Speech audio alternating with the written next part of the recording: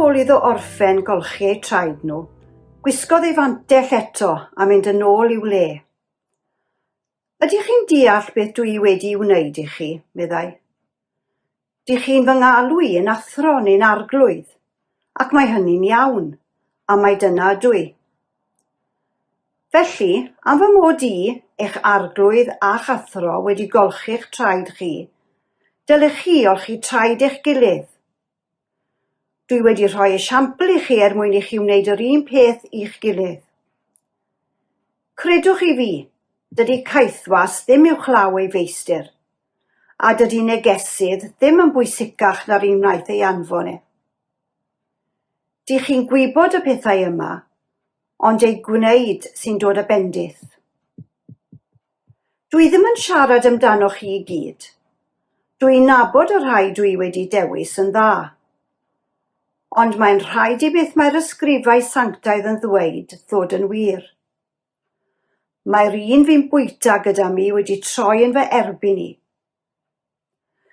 Dwi'n dweud nawr, cyn i'r peth ddigwydd, ac wedyn pan fydd yn digwydd, byddwch yn credu mai fi ydy e.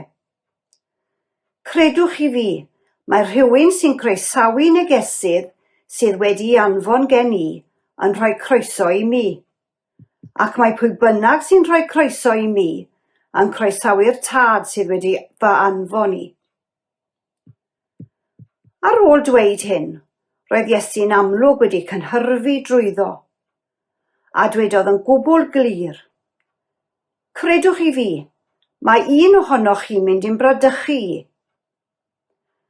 Syllodd y disgyblion ar ei gilydd, heb syniad yn y byd am bwy roedd yn sôn.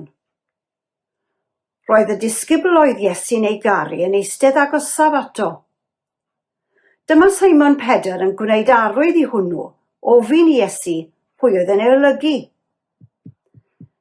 Felly pwysodd yn ôl at Iesu a gofyn iddo, arglwydd, am bwy wyt ti'n sôn? Atebodd Iesu, yr un wna i roi darn o fara iddo wedi drochi'n y ddisgyl saws. Yna rhoddodd ddarn o fara yn y saws, a'i basio i Judas, mab Simon Iscariot. Yr eiliad y cymerodd Judas y bara, dyma Satan yn mynd i mewn iddo. Dos ar unwaith, meddai Iesu wrtho, gwna beth rwyt ti'n mynd i wneud. Ond oedd neb arall wrth y bwrdd yn deall beth oedd Iesu'n ei olygu.